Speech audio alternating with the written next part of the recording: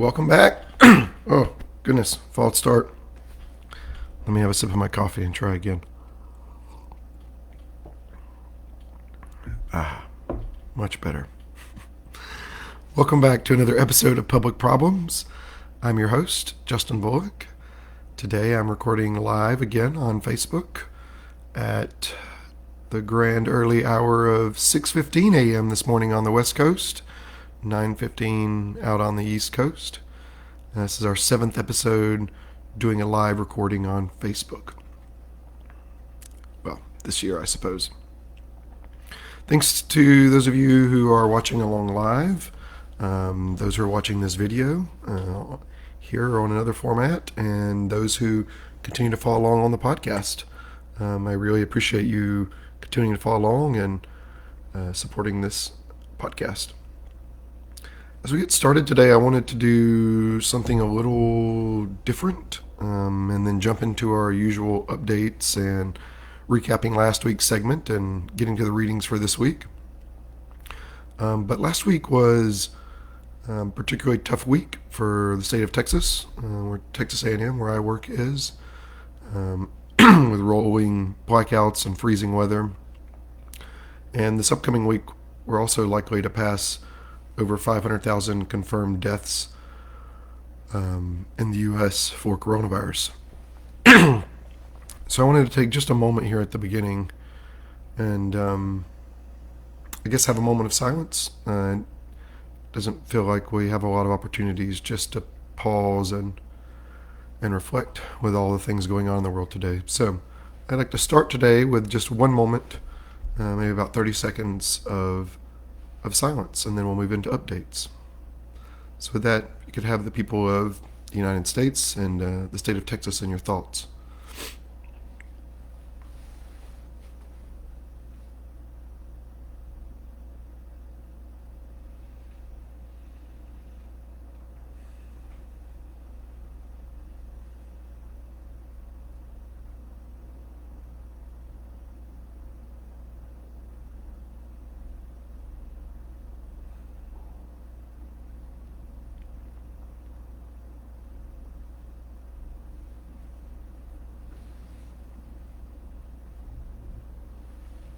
Okay, thank you.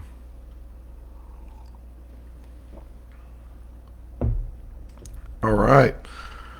Well, a couple of updates for you this week. Those of you that are supporters on Patreon had access to your first supported event, which was being able to have access to the live recording last week in Zoom with me.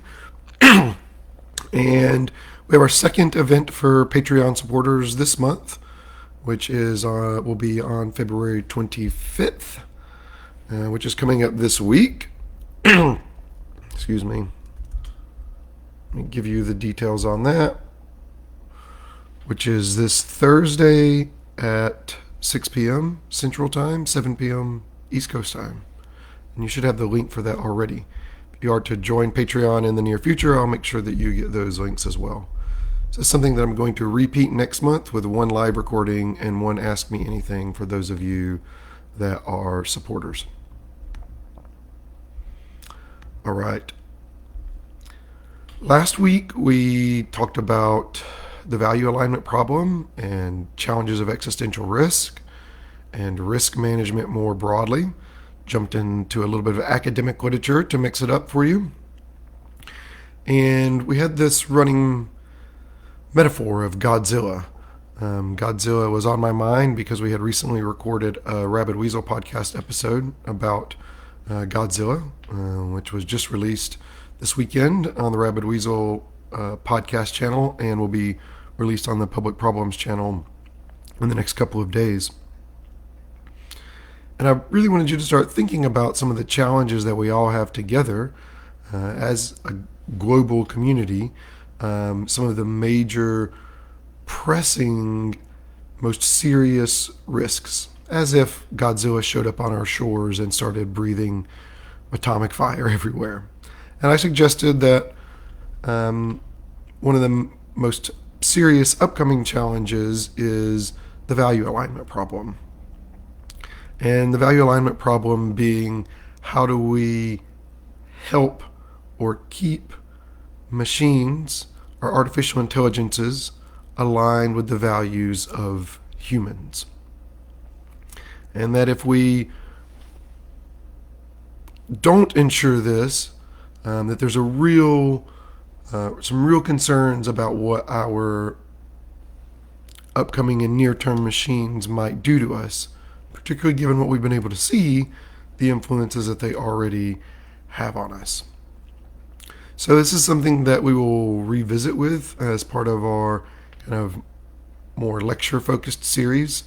So I hope you enjoyed that. If you missed that last week, go back and give it a watch or a listen. This week I am really excited to share with you the first chapter of my book, Lo Wainwright, Homo Superior. The book is still in drafting form. Probably about halfway through it now, with a publishing date of July 1. This is another benefit of any of you choosing to support the podcast on Patreon. You'll get a free copy of this book when it comes out this summer in July. I've tried to set up the book by giving you some snippets from Odd John. You'll see some as we move forward in this reading that you can in some ways see this as a sequel to Odd John. I was really inspired by the book, enjoyed it, and picking up where the story left off in my mind about 100 years later.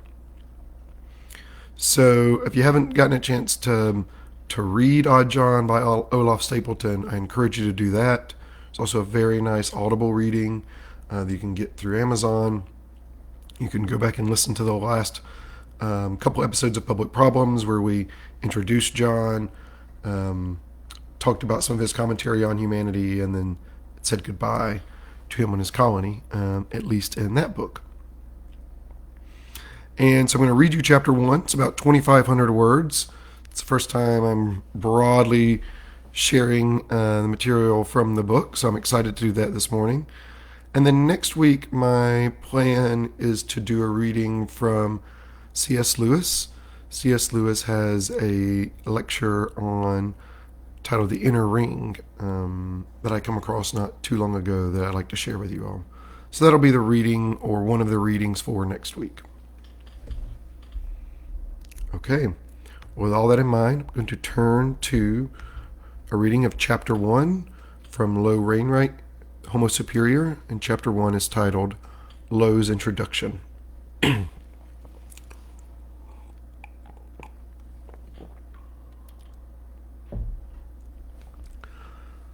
Chapter 1, Lo's Introduction.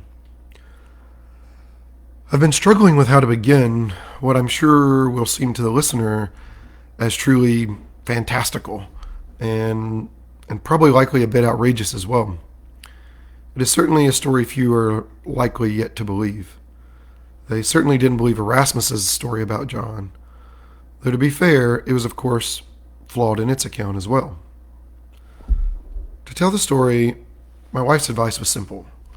Start with Lo. I imagine she had good reason to share it all with you as she did. The part she could control anyways. As was quite typical, I think she's right. I'm doubtful I can improve upon Lo's timing anyways, so while I'm sure my efforts will be bumbling at best, and please note, my dear listener, that if possible I wish Lo could tell the story herself, or Olaf for that matter. Their reporting and storytelling skills are vastly superior to my own. But, as you will see, what choice did I really have? That it must be me, I hope the reader will bear kindly. So let me start with Lo Wainwright. Lo approached me for the first time one mid-December morning. My wife and I, along with our Boston Terrier puppy, had moved from Texas and purchased our first home in April of that same year. While I found our little neighborhood to be cozy, the real pleasures I derived from this particular home were the open lighting, the fire from the natural gas logs, and the fact that our cul-de-sac spills into a sprawling trail system. I had taken to the occasional morning walk along our trailway. The broadly paved and open trail underlying the large metal power lines gave way to dirt trails rolling through the nearby forest and on to the pond, affectionately known as Yellow Lake. Along this particular trail, there is a bench that sits atop a short ridge from which you can also see the contours of Yellow Lake. This particular morning, a thick fog had set in. Thick fog is a custom in this region. It joins you throughout the year, varying in its intensity as the weather fluctuates with the moisture brought in from the sea. I sat on the bench, oddly mindfully aware of the beauty around me. My mind was unusually quiet. I closed my eyes and took a deep inhale through my nose. An attempt to briefly wear the morning, to soak it in. I opened my eyes, and seated quite calmly next to me was Lo. I was momentarily startled. It was immediately clear to me that I need not fear her, but the sight of her was fantastic all the same. Although I had not seen her walk up, she appeared to be of approximately my height. Her build was much slimmer, and her head slightly larger than a typical woman. This may have gone unnoticed, except that her eyes were also curiously large and seemed even larger in the context of her slightly enlarged skull. Taken together, these attributes had the compound effect of an extremely intelligent presence that was more intensely aware, more alive, more human in some way, but above all gave me a sense of kindness and intelligence that struck me as, well, alien. But she was also very clearly human. While her physical appearance had struck me as unique, she was also quite beautiful for typical human standards. Her face glowed richly with slightly pink cheeks against soft brown skin. She had long, dark hair that flowed just below her shoulders. Her enlarged eyes felt more human and maybe even more beautiful than the human shape with which I was familiar. The combination of her attributes made her a striking being. After taking her presence in for a moment, I started to speak, but found no words came to me. I remained silent instead. Then I took in another deep breath and released it out slowly. The woman seemed very odd and out of place, but not harmful, and while I had not seen her take the seat next to me on the bench, I saw no reason to disrupt either of our mornings. We could certainly share the beauty of the trees and the fog and the lake in the morning. Why not?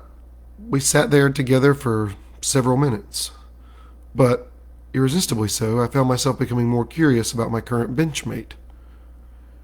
Presently, she shuddered slightly and then turned her head in my direction. Her eyes were even more piercing as she looked directly upon me, but even the piercing was filled with kindness. I offered a smile in return of her gaze. This seemed to please her, as she returned my smile with her own warm grin. "I need your help." Lo seemed to start suddenly, but deliberately. Taking this in and looking carefully at Lo, I replied, "How can I help you?" Lo smiled again, an even warmer smile than before. She started again in earnest, this time continuing for several moments. "My name is Lo Wainwright. I must admit that while you do not know me, I do know you, or I suppose know about you. Please, do not be alarmed. I mean you no harm. You see, we need to make direct contact with Homo sapiens again. It has been almost 100 years since anyone from our colony has made direct contact with a Homo sapien. But now we are ready, and now we want to provide Homo sapiens an opportunity to become fully human and save themselves before it's too late." With this introduction, Lo paused. My sense is that she was studying my face to see how I was processing her introduction. It was, of course, an outrageous introduction. No matter who she might really be, I thought at the time, she seemed at least to be self-aware enough to give me time to process her startling remarks. After several moments of silence, she continued on. I imagine this is quite odd to you, so please, take your time. We have 3 days before we need to leave here to return to the colony. Lo fell silent again, studying me intently. Her eyes, exuding kindness and maybe a hint of weariness as well, still remained reassuring. I took a long breath and considered this strange person. Her strange story and her strange invitation. Was it an invitation? There was no implied threat, but it seemed to me that Lo expected me to join her on a trip somewhere, to some colony. How bizarre, I thought. It must be some sort of cult. I was torn between intrigue and incredulity. But, breaking in favor of intrigue, I decided to engage Lo as if she was both sane and sincere. Well, I finally replied, Lo, I do have some questions. Of course you do, she replied. Please, ask any questions you have, and I will do my best to explain the answers to you in a way someone from your species can understand. Doing my best not to feel slighted by Lo's condescension, I continued on. So, you know about me, I said. Yes, she replied. And you're from a colony that doesn't make direct contact with humans? Yes, she replied again. Is this colony of yours nearby? I asked, curious what sorts of unknown cults might populate the greater Seattle area. She allowed herself a brief chuckle.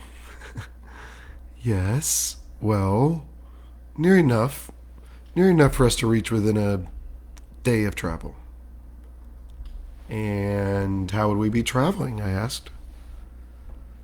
By boat.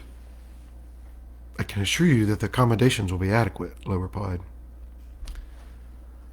I searched her face, her large eyes, her slender frame, anything to give some insight into this person next to me, but she only smiled warmly. So, I began again. You've been watching me? I asked questioningly. Yes, she replied patiently. And I started, for how long? Have you been peering into the windows of my house? Following me in my car? To this, Lo offered another slight chuckle. Well, no. I haven't been on this continent before today. In fact, I've never been on dry land above the sea. It is, however, even more beautiful than I expected. I look forward to roaming on the dry land with your species, she smiled at me. I see, I replied. Does your colony have the internet, then? To this, Lo offered another chuckle. This one was a bit heartier than the previous. Yes, she replied. We make full use of the internet. So, is that how you've been following me? On the internet? I asked. Oh, yes, she replied. Very much so. Like most Homo sapiens now, much of your inner life can be inferred from your behavior that can easily be accessed from the internet. And this is how you've been following me? I asked. Yes, she replied. But we have also followed some of your mentality telepathically as well. To this, I chuckled. A nearby, secluded colony, internet stalking, telepathy. Lo was right. She did have a fantastic story. But, despite my remaining misgivings and the clear absurdity of this strange woman in front of me, I decided to press on. So, I started. Your name is Lo. You come from a colony that has been separated from Homo sapiens for 100 years. We can reach your colony in a day. You've been following me for some time on the internet, and you want me to take a trip with you to see this colony? Is all that correct? Yes, she replied. And why again do you need me to take this trip with you? I asked. We need you to help us provide Homo sapiens with an opportunity to become fully human and save itself from complete disaster, Lo replied, again earnestly. Yes, I thought to myself, definitely a cult member. That's what it was. To this, it was my turn to chuckle again. So, you want me to help you save humanity? I asked incredulously. No, she replied. We want you to help us make Homo sapiens become human and save themselves from destruction in the process. We are already humans, I replied. Hardly. Well, sometimes you are, or at least close to it. But very often you're beasts, nothing at all resembling human, she said. Your history of violent and horrendous torture speak for themselves.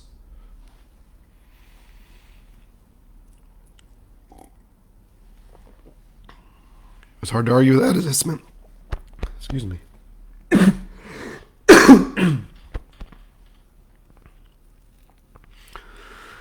It's hard to argue with that assessment. My fellow humans and I had certainly made some progress towards peace and security and flourishing, but we were very clearly still beasts, often ruled by beast desires.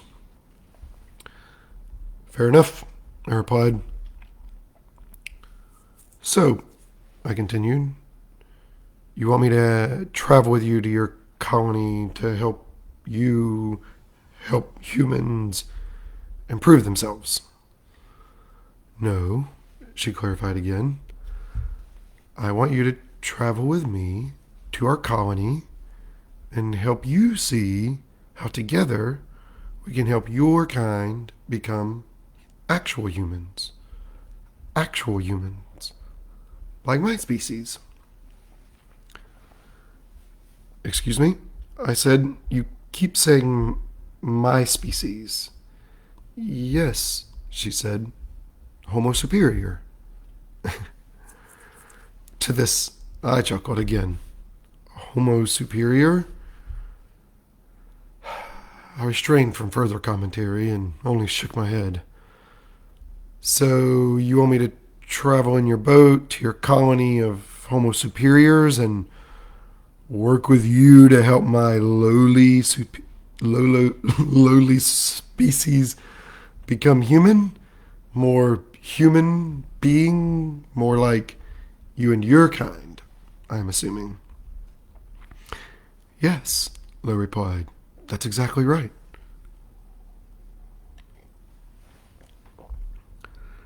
Reaching exasperation, I reflected on this for a few minutes. A few moments. This whole situation was absurd. Comically so, I thought. But this feeling of deep sincerity on behalf of Lo remained. Maybe it was a joke. Maybe it was a cult. But there was Lo, right next to me on the bench.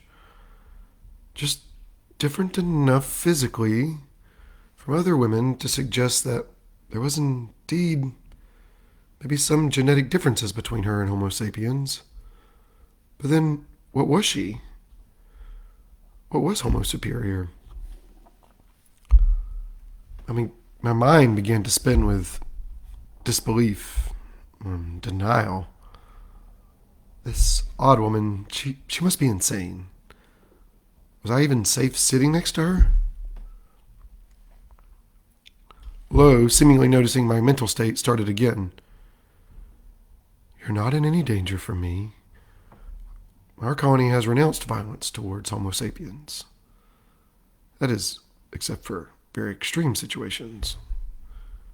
She stopped, turned to me, and with sincerity, as I had ever seen another being muster, said, and this is not one of those situations.